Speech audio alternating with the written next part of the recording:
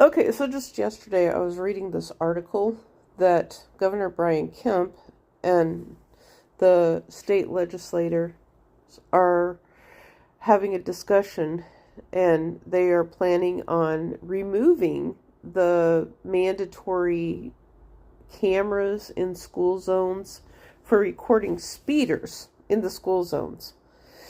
And I was just thinking, now, how come the parents who didn't want their kids recorded were not upset when cameras for speeders were put into the school zones? But yet, people who are far, far away, who are not even recording their kids, so many of them were upset. I mean, this was happening on cruise ships too, where there was adult who were upset because people were recording on the cruise ships.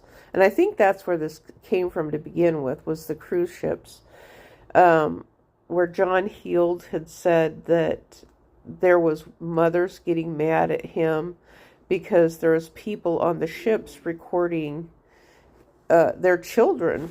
And I mean, the ship itself was doing it. The ship itself was doing it. And so it was never an issue of taking pictures before, ever. You know, people would go out in public, they'd take pictures, and no one is going to confront you over a picture that someone took out in public, that you're out on a family outing.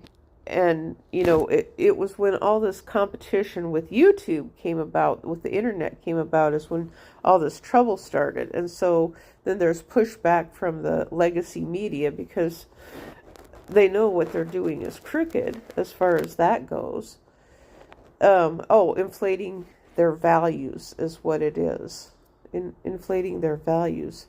And so, but they're moving, I wonder if their next step is going to be to remove cameras from inside of the classrooms. Maybe they should, because if they don't want their kids recorded, get the cameras, take the internet out of the schools. How about that? They take the internet out of the schools instead of the taxpayers paying for the internet in the schools. Oh my gosh, that would be a Doge thing now, wouldn't it?